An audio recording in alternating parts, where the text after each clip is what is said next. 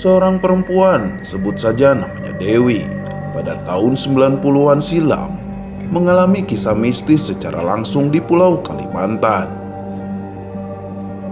Saat itu Dewi baru lulus kuliah dan sedang mencari kerja.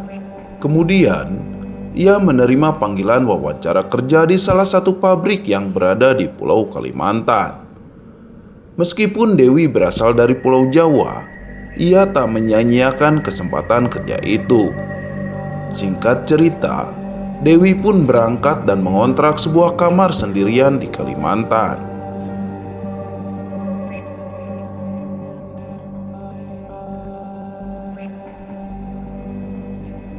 Saat hari wawancara, Dewi menaiki angkutan umum untuk menuju pabrik itu dari kontrakannya.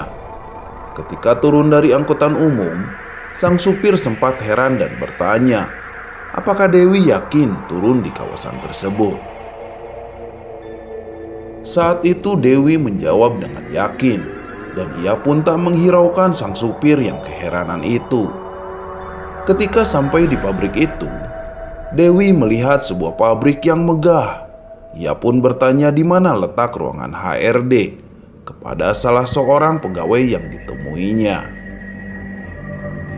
Namun, anehnya pegawai tersebut terlihat bermuka pucat dan sama sekali tidak bicara, dan hanya menunjukkan lokasi ruangan yang Dewi cari. Di hari pertama Dewi berada di pabrik tersebut, sebenarnya ia merasa pabrik itu sangat dingin dan sunyi, meskipun ada kegiatan pabrik seperti pada umumnya. Sesampainya di ruangan HRD, ternyata hanya Dewi yang diwawancara. Anehnya lagi, kedua orang tersebut pun mukanya nampak terlihat pucat juga, sama seperti pegawai lain yang sempat Dewi lihat ketika menuju ruangan HRD.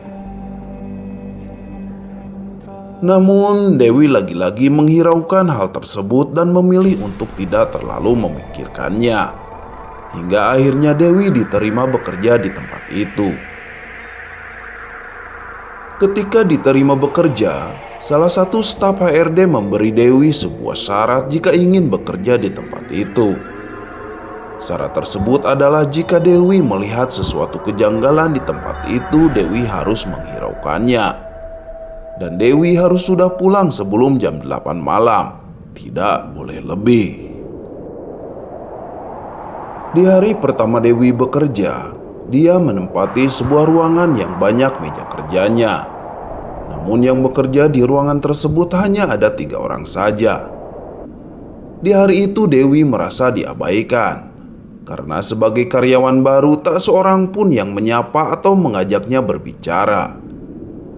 Dewi pun berusaha bekerja sebaik dan seprofesional mungkin. Meskipun beberapa kali Dewi pernah melihat barang-barangnya selalu bergerak sendiri. Karena ingat pesan dari staf HRD kala itu, Dewi pun berusaha tidak memikirkannya, dan Dewi melanjutkan pekerjaannya.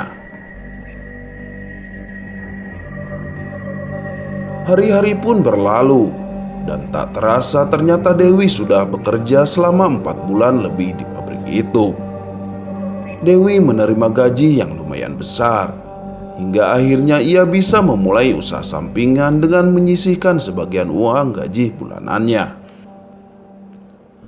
Hingga suatu hari, Dewi sedang banyak pekerjaan dan membuatnya pulang hampir mendekati jam 8 malam.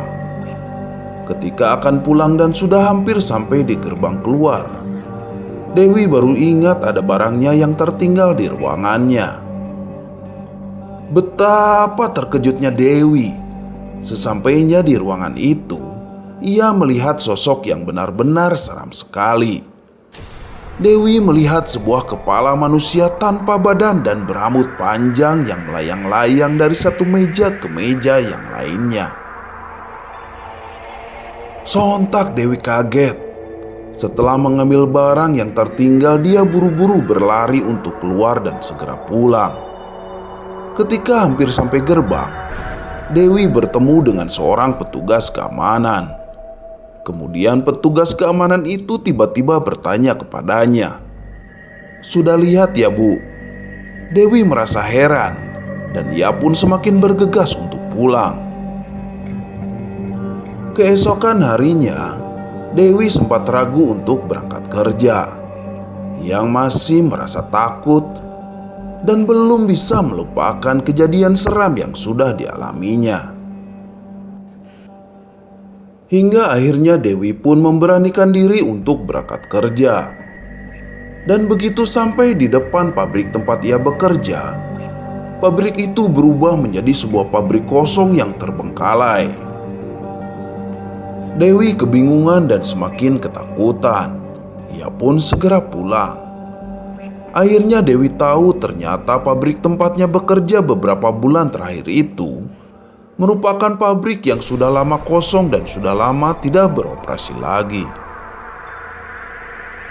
Namun anehnya, gaji yang ia terima tidak berubah menjadi daun. Dan dari gajinya itulah Dewi bisa membuka usaha sampingan dan semakin maju hingga akhirnya dapat membantu perekonomian keluarganya.